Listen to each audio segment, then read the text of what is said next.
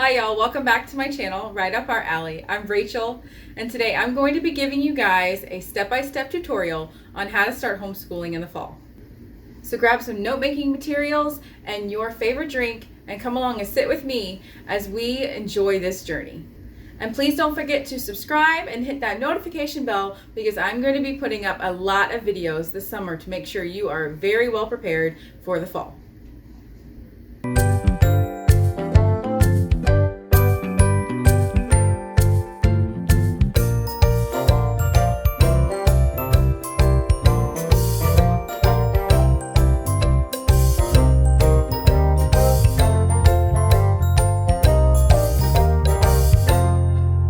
I really feel like this is one of the best videos to do right now, especially with a lot of people thinking about homeschooling in the fall with COVID. So I really want to preface this with saying that I have these in order for a specific reason. I really feel like you have to start with one and then continue in order.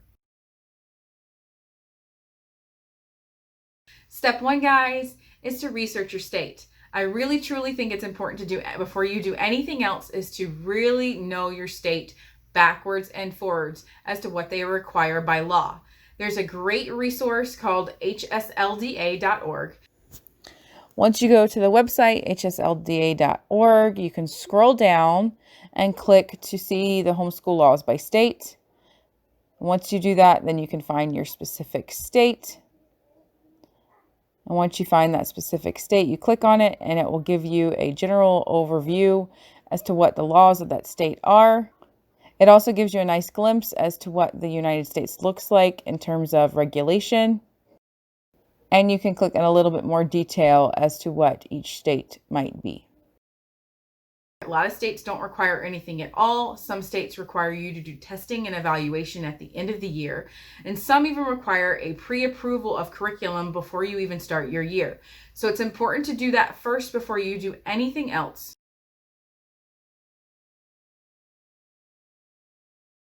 Step number 2, guys, is to get connected. This is really important for you and your kiddos. It's important for you, for your sanity, to make sure you don't feel like you're alone. And it's important for your kids because they don't want to feel alone either and that they're the only ones out there homeschooling. So check out Facebook. It's a great online resource for any age children. You can find things from preschool to middle school to high school. And there's also curriculum-based Facebook groups as well. Get connected locally. It's super important, I think, to have one-on-one connection with kids their own age. And you can do that by joining co-ops. You can do that by finding a local homeschooling association. A lot of them do meetups and field trips. And then also a great place is Facebook. Again, you can find a lot of local Facebook groups for homeschooling.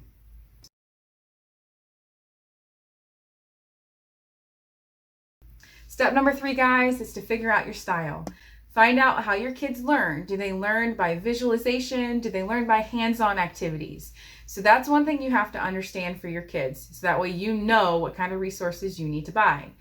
Another thing to go along with that is to figure out your style of homeschooling. Some people are very traditional and that you want it school-like.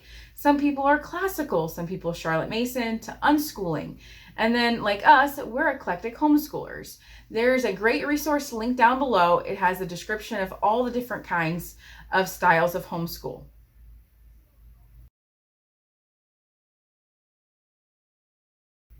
Step number 4, guys, is to set up your goals. I personally feel like there's 2 different categories to this. There's a personal homeschooling category and an academics category. I set goals for each one and I just kind of put them on a piece of paper and usually keep them in the front of my planner. For academics, I usually hit up the website ixl.com. It has a great layout for each grade as to which subjects to cover and what specific things up underneath those subjects to cover. Hi guys, I'm actually just hopping onto OneNote here. This is where I start to plan my school year. We haven't completely finished yet, but I went ahead and did my goals for the year. I decided to put them in OneNote. I probably will still print them and put them in my planner. That way I have them available to see every day. These are overall general goals we have for the whole year for each kid as well as myself. And then I will eventually put in the IXL specific subject goals, and then I will have little check boxes beside them as well. There's other websites like timeforlearning.com, and you really can just Google standards, your state, and then the grade.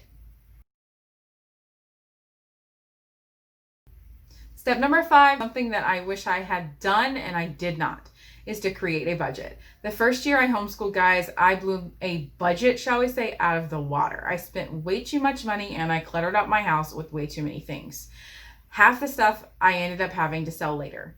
Sit down and really figure out how much you want to spend on a curriculum, how much you want to spend for books, and how much you want to spend on manipulatives.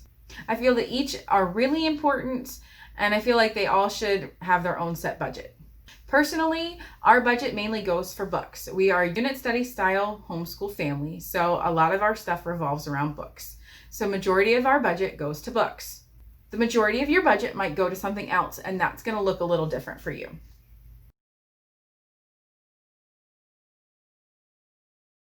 Step number 6, guys, is start gathering those resources. And by resources, I can mean curriculum. You have to decide based on your budget how you want to spend that money. Some people choose to do an all-in-one curriculum or mix and match from different curriculums, and that's totally up to you and how much money you have to spend. For us, we are unit study based, so therefore most of our things start with books. We usually pick 1 to 2 or 3 sometimes, depending on the topic, core books for a specific unit study.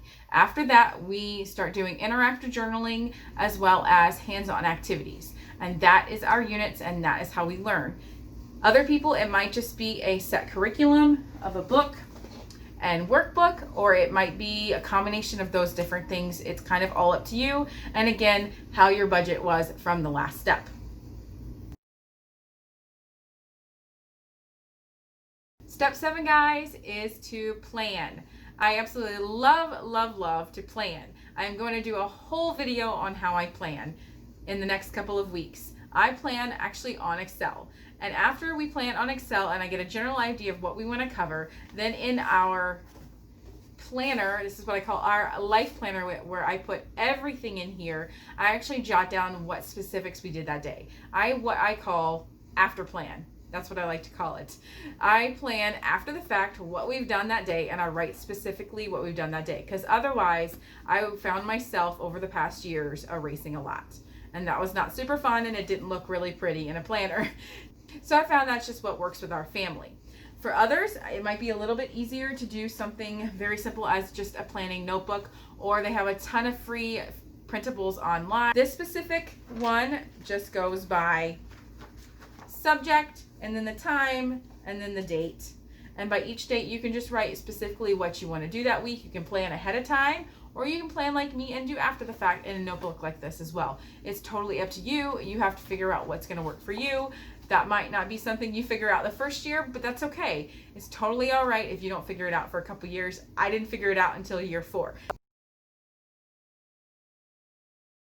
Step number 8 is to then define your routine or schedule. I like to say routine because we don't follow the same, shall we say, schedule every day. Sometimes my kids wake up later, sometimes they wake up earlier and we get started earlier. It all depends on what we did the last day, if it was the weekend the previous day, and if my husband happened to take off that day. Our homeschooling dynamic is a little bit different, and that our days kind of change from day to day. So this is what works for us. Some people might be a little bit more strict in their schedule, and that's totally okay. But after you've gathered your resources and after you've planned out your specific things you're going to do every day, then it's time to kind of set aside the times and how you want to plan it out.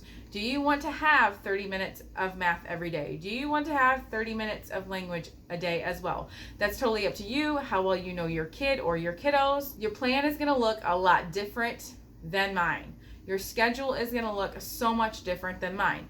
I am going to post up my schedule and how we do our day, or our routine, shall I say. Hey guys, I'm back on OneNote again, and we're going to go over to our schedule section. And this is just, I'm going to leave this here for you guys just to take a look at, so you can kind of see how we do things. Again, I put a schedule on here as in times because that's ideally what I would like to happen.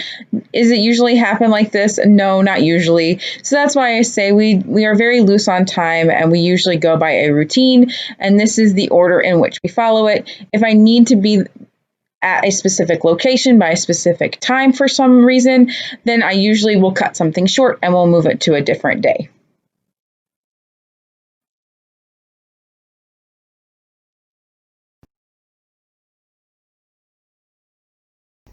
Step number 9, guys, is to map out and create your space. I am super excited to be doing this step currently. I have got a vision for this room. I'm super excited to be sharing it with you guys super soon.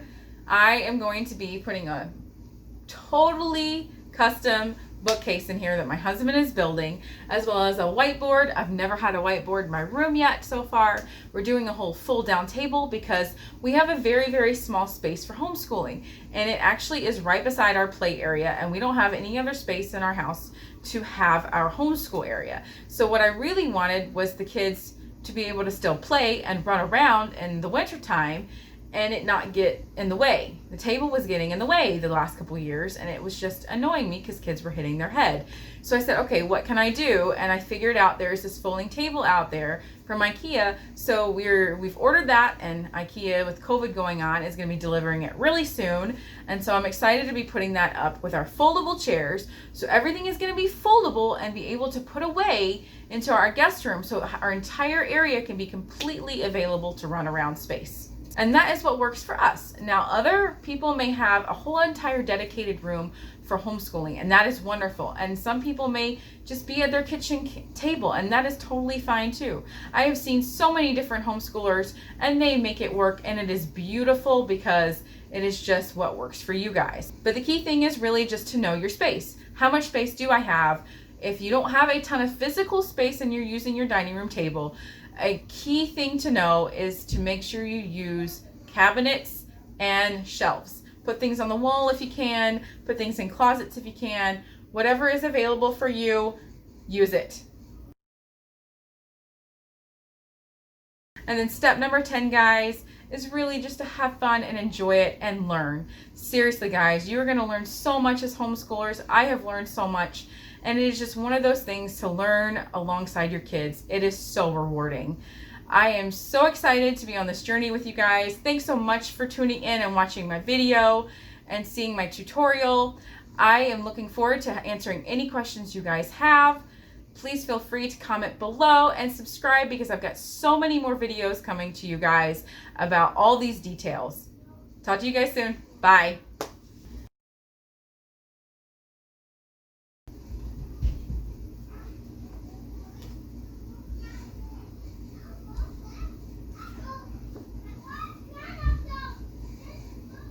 Uh-oh.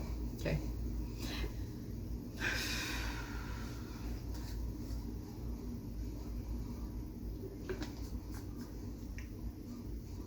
Video with you guys today. It's a video on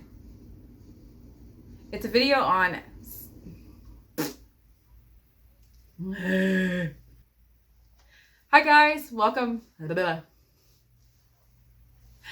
Hi guys. We personally have membership. We personally have blah, blah, blah.